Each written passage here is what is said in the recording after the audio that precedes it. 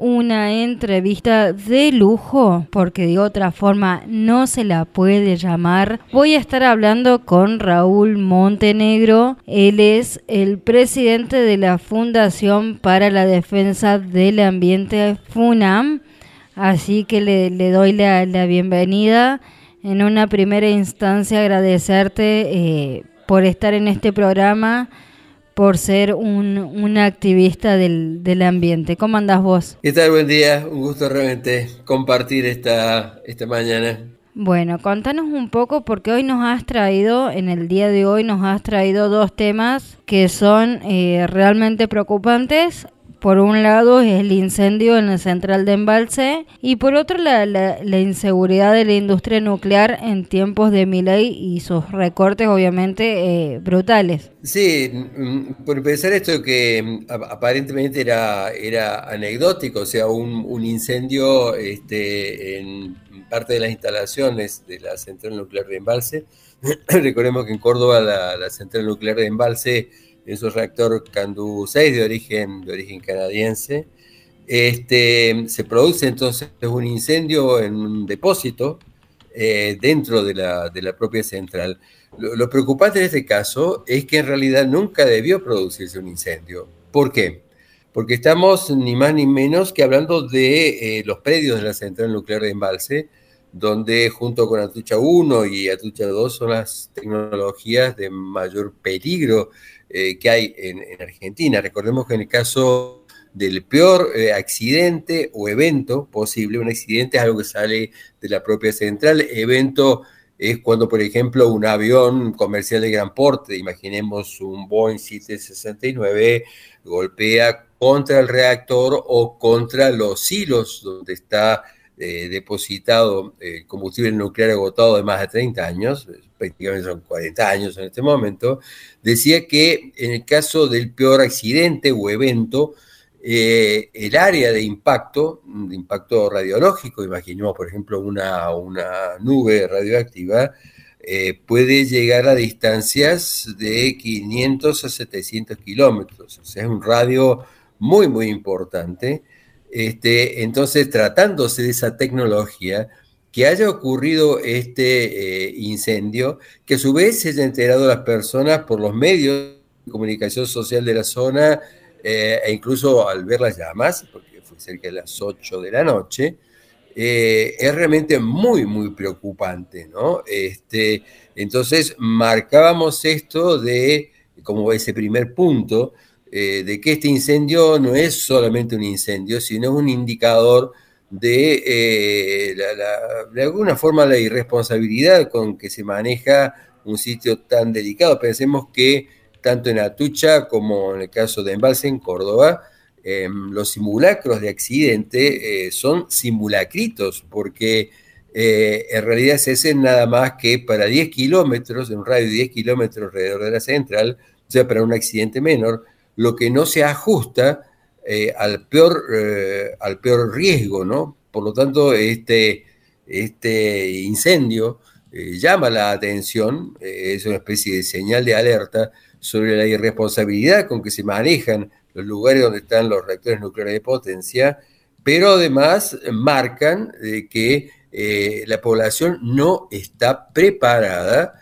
para enfrentar, insisto, el peor accidente o evento posible, siendo que no hay ningún reactor nuclear, esté donde esté ubicado, que no pueda sufrir este accidente evento. Esto es importante que lo digamos, ¿no?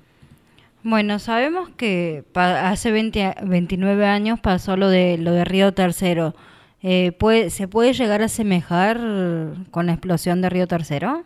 Bueno, en el caso de Río Tercero fue químico, o sea, se trató en realidad de la explosión De que los, ocurrió en fabricaciones militares, en claro, donde hubo los pólvores. incluso un fenómeno muy, muy atípico, ¿no? Donde prácticamente 10.000 personas evacuaron el lugar, la ciudad.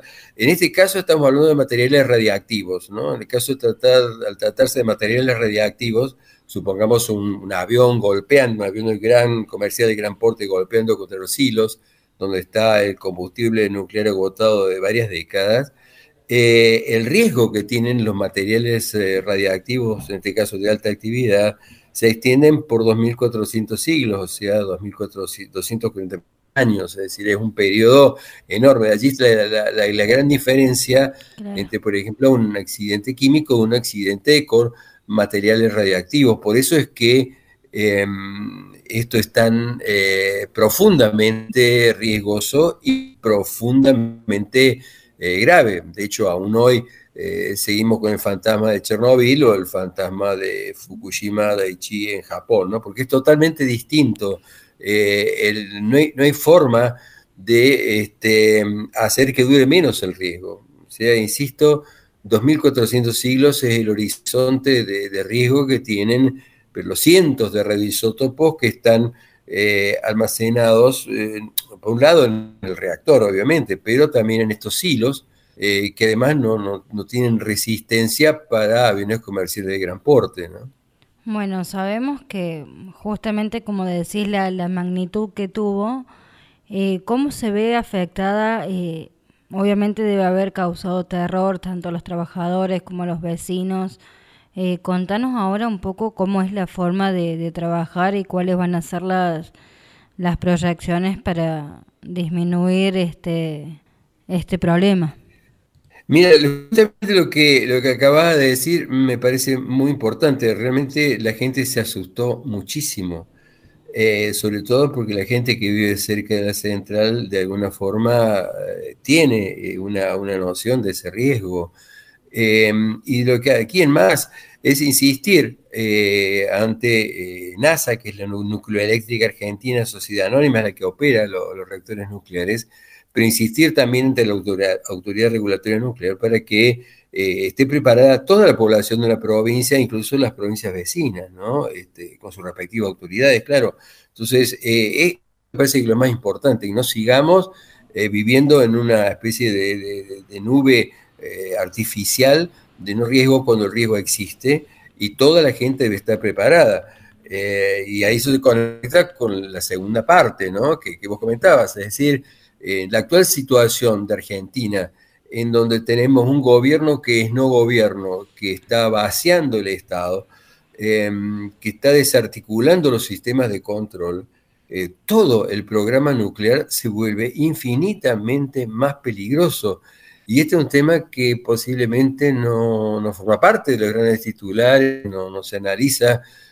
Hay que reconocer que obviamente las personas están totalmente preocupadas con sobrevivir, los precios, los despidos, pero lo real es que desde el momento mismo que comienzan las medidas tomadas por Javier Milei, muchas de ellas absolutamente ilegales, como el caso del DNU 70-2023, lo real es que al anularse los sistemas de control del Estado, al prácticamente desarmarse esos sistemas, la población queda mucho más vulnerable, ¿no? Entonces, no solamente tenemos estas tecnologías que son las peores y las de mayor riesgo, sino que a su vez ocurre en una situación de no Estado, en donde la vulnerabilidad de las personas es extrema.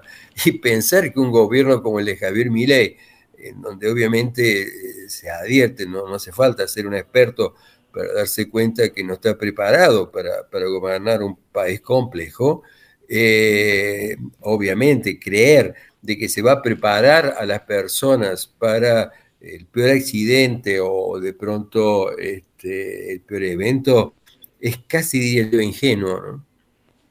Sí, justamente también por esto te preguntaba, porque justamente Javier Milei lo que está haciendo es sacar el presupuesto no solamente a los diferentes entes, a la cultura, a la educación, sino que también está sacando un presupuesto para continuar proyectos que se venían haciendo desde la Comisión Nacional de Energía Atómica. Exactamente, y eso es la enorme preocupación.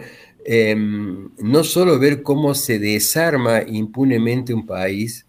Yo realmente, de los antecedentes que uno tiene en todo lo que han sido gobiernos democráticos, nunca ha pasado una cosa así, o sea, nunca se ha dado el caso de alguien que insisto, no está capacitado para gobernar. Yo creo que hay que decirlo de una vez por todas, ¿no?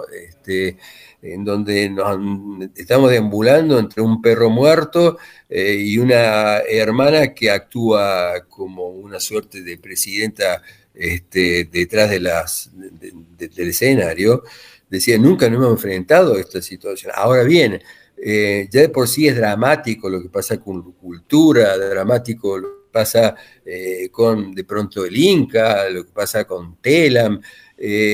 Si además incluimos estos otros aspectos que no están tan diré yo, en la superficie del debate público, como es la seguridad nuclear, realmente lo que está haciendo Javier Milei y su equipo no solamente desarmar un Estado, algo que va a costar mucho poder reconstituirlo, porque obviamente cualquier gobierno con una capacidad mediana y que venga va a reconstituir todo lo que él está destruyendo. El problema, en el caso de temas como este de las centrales nucleares de potencia, es que estamos en una situación crítica porque estamos en el peor momento para estar preparados, porque no lo estamos. Ni siquiera sabemos los hospitales que tienen las tecnologías suficientes o los equipos de salud para enfrentar, por ejemplo, los miles de víctimas que produce un peor accidente en un reactor nuclear de potencia.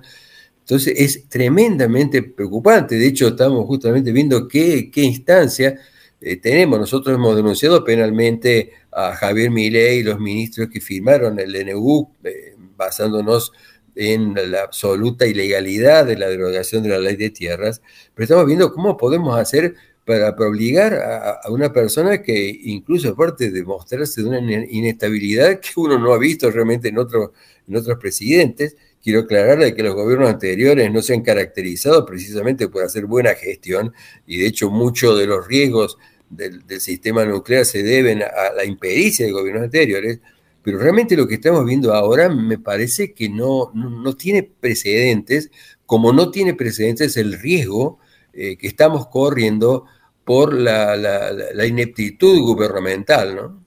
Bueno, justamente una de las cosas que te quería afirmar a lo que venías diciendo, él siempre dice no hay plata. Y por ende, al no haber plata, no hay plata para el desarrollo de conocimientos, las deudas no se están pagando, hoy en día se están perdiendo un montón de puestos de trabajos y obviamente las personas calificadas para estar en estos puestos se terminan yendo a otros lados, porque justamente por todo este desequilibrio que viene teniendo Javier Milei en el poco tiempo que tiene de gobierno. Mira, vos, yo creo que has dado en la tecla de un tema que va asomando, y es que hacer esta desarme del Estado, en donde en última instancia la sociedad, y sobre todo los sectores más vulnerables, están sufriendo las consecuencias, pero en donde, y esto no es ninguna novedad, se van enriqueciendo más los sectores más ricos, tanto del ámbito financiero como de las grandes corporaciones. Hay algo que es como una especie de sangre público.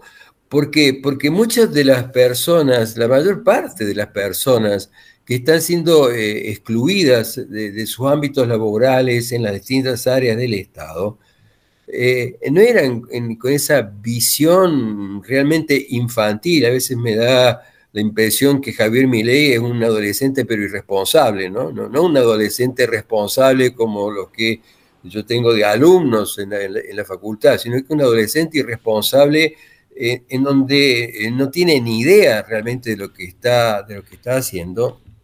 Decía que esa gente que se va lleva una experiencia de años.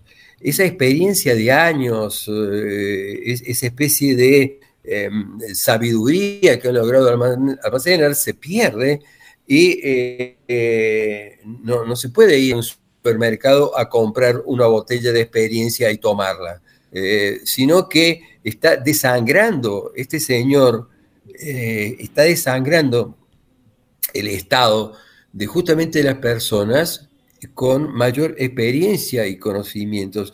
Y por cada torpeza, porque yo realmente no recuerdo que haya habido un presidente con las torpezas seriales que caracterizan a Javier Milei y su motosierra y su licuadora, que tengan tan poco intelecto, tan poca capacidad de análisis para darse cuenta que un país funciona gracias a las miles de personas que están regulando, controlando, mientras el resto de la sociedad hace sus propias cosas, ¿no? Obviamente quien no entiende al Estado termina siendo muy peligroso para la sociedad, ¿no? Y no me cabe ninguna duda que quien se haga cargo después de este desastre, de este experimento social, va a reconstruir todo esto, pero va a ser muy trabajoso, pero lo que no vamos a poder reconstruir, y recalco esto que vos introdujiste como me parece un tema fundamental, es que aquellas personas que se han expulsado del sistema y que tenían una enorme experiencia y de por sí ni siquiera comparable, vuelvo a decir, a la intelectual que tiene Milei, eso no se puede recuperar. O sea, se está generando un país mucho más peligroso y yo no sé si la sociedad en su conjunto llega a percibirlo, hasta qué punto estamos entrando en un país mucho más peligroso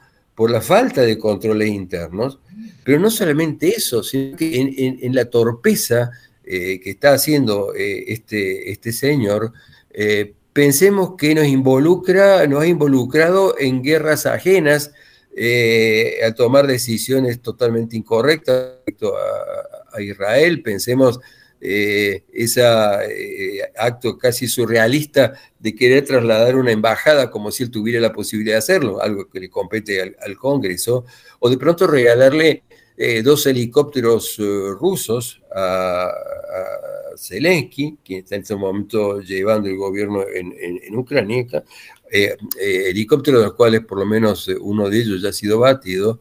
Digo, involucrarnos en guerras externas o la torpeza de la política exterior, haciéndonos pelear con Brasil, haciéndonos pelear con España, haciéndonos pelear con países árabes. Yo realmente digo, es verdaderamente preocupante tener al frente del gobierno una persona inepta, ¿no? Y lo digo con toda la tristeza que puede sentir un argentino de ver cómo el esfuerzo de tantas generaciones, de tanta gente, de tantas luchas, se termina yendo directamente en el resumidero de la incapacidad de un presidente, ¿no? Bueno, para toda la audiencia que nos está escuchando, estamos hablando con Raúl Montenegro. Él es presidente de la Fundación para la Defensa del Ambiente, FUNAM. Nos ha hablado de todo, pero acá una de las productoras me está avisando que nos estamos quedando con corto de tiempo, pero sí quiero que le hagas como alguna reflexión final a todos los oyentes y oyentas que nos están escuchando y sobre todo a todos los argentinos que estamos pasando esta realidad. Yo creo que, mira, primero recordar la frase de Sandro Pertini, ¿no? A veces hay que luchar no solamente sin miedo, sino también sin esperanza, que es tal vez la más positiva de las descripciones. Yo creo de que es importante que la propia sociedad, asumiendo una posición muy, muy crítica, tanto los que votaron a Milei como quienes no lo votaron, que en última instancia son actos que tienen que ver con las elecciones, se tomen un tiempo para ver, analizar la situación en que estamos y que esto no puede seguir así. O sea, yo pensé en el caso de la gobernabilidad. No. La gobernabilidad la obtiene un gobierno que no obtuvo suficientes legisladores en las próximas elecciones. No se les da gobernabilidad manipulando una Cámara de Diputados o una Cámara de Senadores, ¿no? Entonces me parece que lo más importante es eso, que cada uno pueda percibir lo que está pasando, la gravedad de lo que está pasando, que cada uno también vea cómo hacemos para hacer de esta verdadera trampa de la pandemia, ¿no? Bueno, agradecemos un montón que hayas estado con nosotros. Nos han llegado, sí, algunas preguntitas de nuestros oyentes, así que seguramente te la vamos a estar pasando por privado, porque está bueno también que podamos responder a todos esos oyentes y oyentas que te están escuchando y que se han quedado con un montón de dudas relacionados al tema, sobre todo al tema de embalse. Con todo gusto, yo en todo caso se la voy respondiendo y ustedes la pueden ir transmitiendo en el Transmitiendo, sí. programa de ustedes, ¿no? Bueno, muchísimas gracias por estar con nosotros. No, que tengan muy lindo día, hasta luego. Gracias igual. Bueno, me voy a ir despidiendo de Raúl Montenegro. Él es presidente en la Fundación para la Defensa del Medio Ambiente.